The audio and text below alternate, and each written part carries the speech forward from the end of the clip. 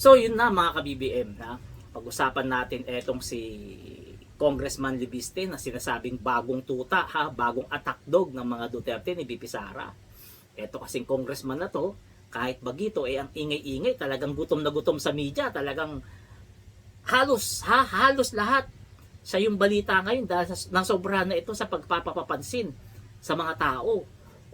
Pinapansin siya kasi pinagtatawanan siya, ha? Yan. Ngayon, eto kasing si tawag diyan, si Libiste, parang gusto yata tumakbong senador next election sa 2028, gusto yata magpa-line up kay BP Sara. Kaya ngayon talagang todo pagbibida-bida. Todo talaga ito ng gawa ng ingay ng pangalan para mapansin ni BP Sara.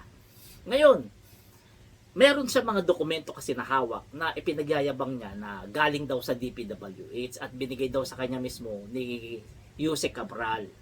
Ngayon, etong dokumento na to, kung binigay sa kanya, nagtataka yung mga kababayan natin, bakit hindi niya pa inilabas nung buhay pa si Cabral? Para mapatunayan sana ni Cabral na siya nagbigay. Bakit hindi niya iningay-ingay dati nung nandyan pa si Cabral? Bakit ngayon lang napatay? Alam niyo ba kung bakit? Kung bakit ngayon lang siya nag-ingay-ingay? Kasi nga patay na si Cabral. Hindi na makakatanggi na hindi totoo yung mga dokumento na hawak niya. Bakit peke yung mga hawak niya? Bakit gawa-gawa lang niya, ha? Kasi tingnan mo, ha.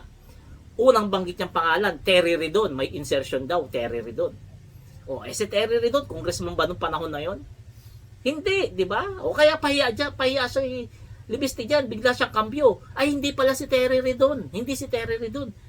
Yung Bicol Saro pala, di ba? Kasi si Terry Ridon yung nominee o representante ng Bicol Saro. Ngayon, dyan palang pahiya na kaagad etong si Libiste, halatang nag-iimbento ng mga pinagsasabi. Kasi nga, yung hawak niya dokumento, majority ng Pilipino naniniwala na gawa-gawa niya lang yan. Di ba? Pangalawa, sinabi niya, si Manny Pacquiao raw, meron daw insertion o meron daw proponent ng 2025. Paano kaya nangyari yun? Hindi naman na senador si Manny Pacquiao noong 2025. Sige nga, paano nangyari yun? Kahit sa ko isipin, malabo mangyari yun. Kasi nga, hindi siya senador. Bakit hindi niya paingayin yun? Di ba? Ba't hindi niya paingayin? Ngayon, sa sobrang pagbibida niya,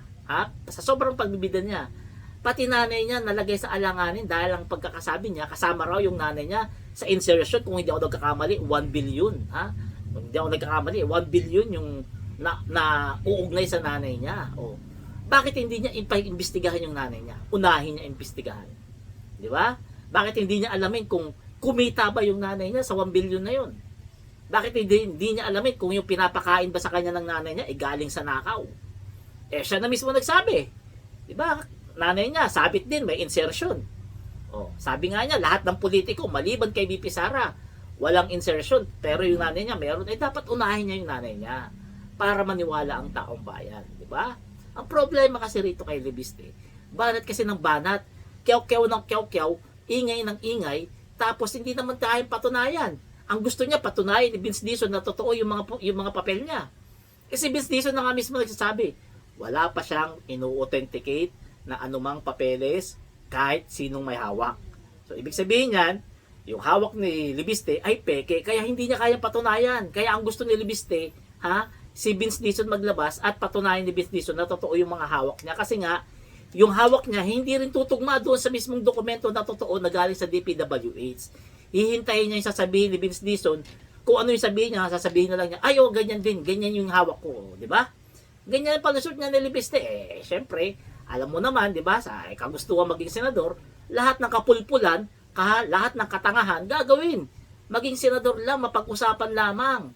Di ba? Hindi ka ba nahiya, Libiste? Mayaman ka na, bilyonaryo ka na, sinisira mo pa yung pangalan mo dito sa politika. Bata ka pa, dapat nag-concentrate ka na lang magpayaman ng sarili mo sa sarili mong negosyo. At hindi ka na nakikisawsaw sa politika kasi hindi mo na kailangan to. Bilyonaryo ka na, mayaman ka na, hindi mo na kailangan ng politika. Di ba? Dapat hindi ka na pumasok nag-congressman para hindi ka nasisira ngayon. Para hindi ka ngayon pinagtatawanan. Para hindi ka kinukutya-kutya ngayon ng maraming Pilipino at sinasabihan na tanga-tanga. Kasi gawa-gawa mo nga lang daw talaga yung mga papel mo na hawak. Kasi hindi mo talaga mapatunayan. Sabi nga ni Yusek Ler Castro ang ang burden of proof ay nasa kanya, nasa iyo. Na patunayan mo, yung mga hawak mo ay totoo at hindi sa palasyo at hindi kay Vince Dizon at lalong-lalong hindi sa akin. Di ba? Ganun na kasimple yun. Pag ikaw nag-akusa, ikaw magpatunay, ganun yun. Kaya kasi sinasabihan ng mga kababayan natin na tanga.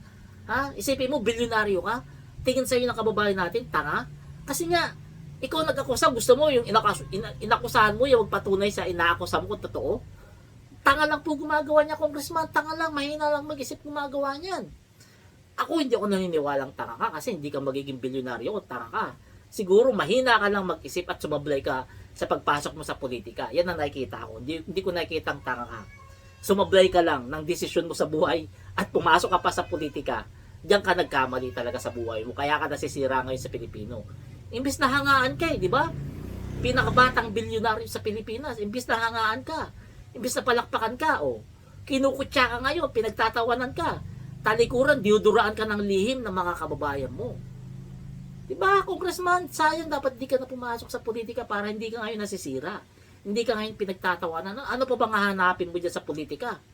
Ano pa bang hahabulin mo dyan? Bilyonaryo ka na, mayaman ka na.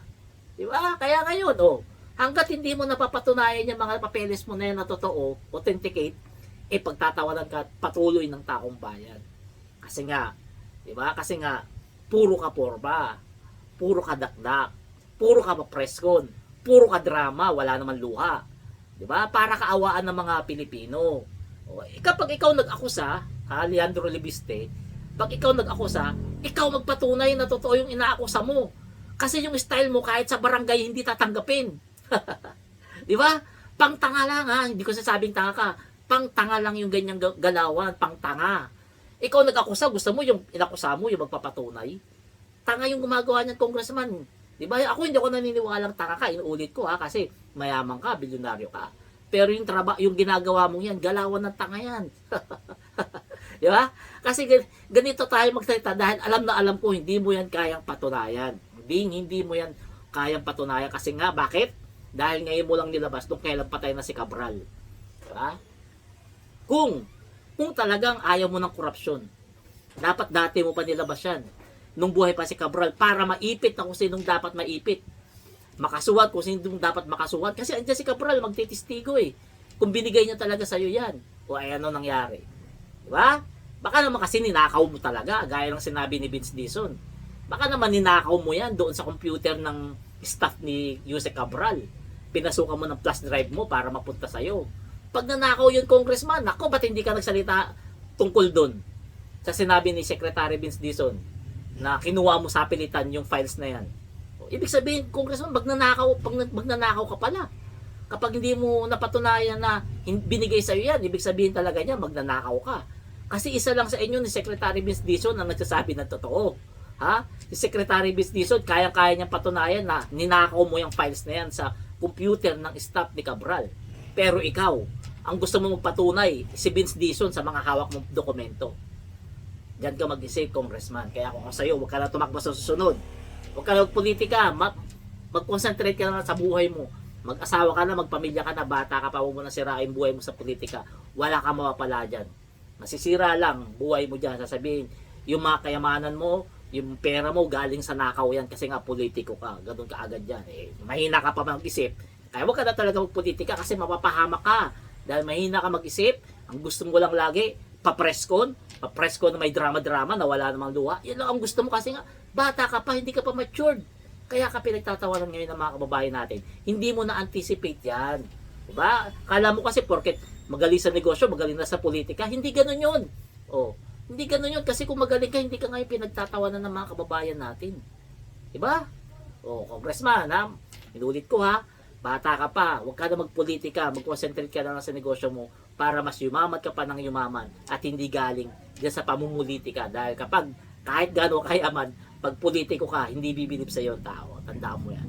Kayo mga kababayan, huwag niyo po kalimutan na pa-subscribe po dito sa ating YouTube channel. Salamat.